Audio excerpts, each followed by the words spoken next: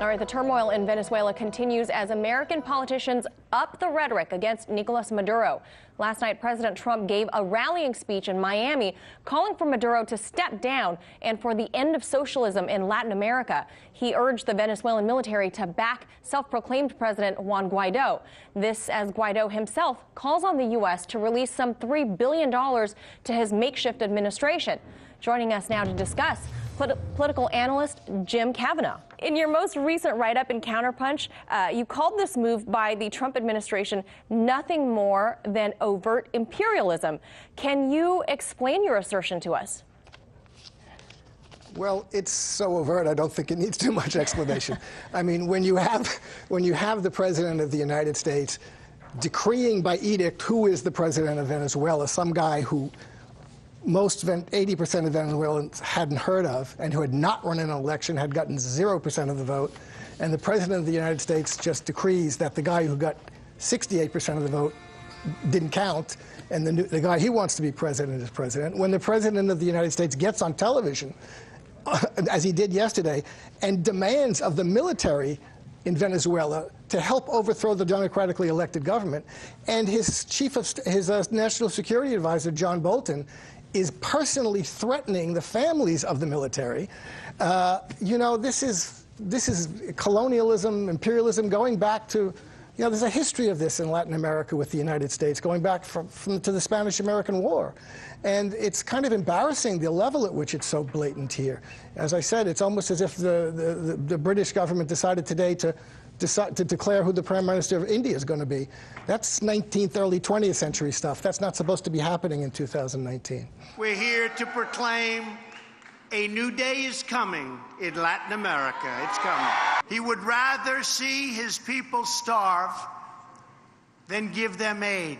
Maduro is not a Venezuelan patriot. He is a Cuban puppet. That's what he is. What do you make of that? Well, there's a lot of I mean, first of all, Donald Trump saying these things really has to, it's almost laughable if he weren't the president and didn't have an enormous amount of power. This idea that Maduro is preventing people from getting aid. 900 tons of aid came in the other day from countries around the world, from other countries in Latin America, including Cuba, but other countries. There's aid coming into Latin America all the time. Maduro is not blocking aid from Latin America, from humanitarian aid from other countries. He's blocking humanitarian aid, which is being used in order to help support regime change from the United States, which is being overseen by a guy, Elliot Abrams, who was convicted of smuggling arms in humanitarian aid in the Nicaragua crisis. So this idea that Maduro is blocking humanitarian aid is a fiction. And even most humanitarian agencies, the UN, the Red Cross, they are bringing aid into Venezuela, and they are saying what the United States is doing is hurting them, because when you tie humanitarian aid, you make it a weapon of regime change, you're discrediting and endangering all the organizations that bring humanitarian aid in. Okay, so let's stay with that topic a little bit here, Jim. How do you address, then, the fact that on Maduro's watch, Venezuela has seen hyperinflation of some 80,000%, food shortages, medicine shortages, mass economic migration into neighboring countries? I mean, at what point do you look around and say, okay, this isn't working? Well, at the point where you say, it's not just under Maduro's watch. The United States, I mean, Venezuela is a commodity-dependent country. It has been for a long time. It had a terrible situation before Chavez was elected. And since Chavez has been elected, for 20 years, the most powerful economic force in the world, the United States, has been waging an economic and financial war against that country, okay?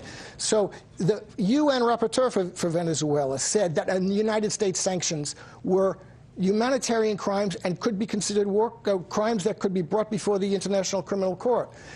So when you have a small commodity-dependent country, that's a third world country that comes under attack over 20 years, deliberate attack, as they did in Chile, where they said we're going to make the economy scream, which really means make the people scream, in order to try and help foment regime change. It's kind of unfair to say, oh, look how bad Venezuela is. It is bad. And certainly there are many faults that can be, that one could, the oil dependence is something that the Venezuelans have to do something about. But when you have economic strangulation via sanctions and financial strangulation, where the country can't even have bank accounts, assets are seized all around the world, this makes it kind of, the people who are doing this, for those people to sit back and say, oh, look how bad the situation is. Look how terrible it is. We're strangling you. Why don't you catch your breath? I mean, look how you're failing while we're tying the noose around your neck. I mean, it's kind of hypocritical. No country in the world of Venezuela's stature could survive 20 years of economic sanctions like this, which the UN rapporteur said were the equivalent of a medieval siege, without having economic problems. So we're not in a situation where we can sort out what's the fault of the sanctions, what's the fault of the government. We should be able to do that. We are certainly a long ways away from seeing the end of this. So if you want to see more, or read more, rather, of Jim Kavanagh's take on all of this, check out his latest write-up in Counterpunch. Thank you so much, Jim Kavanagh. Thank you.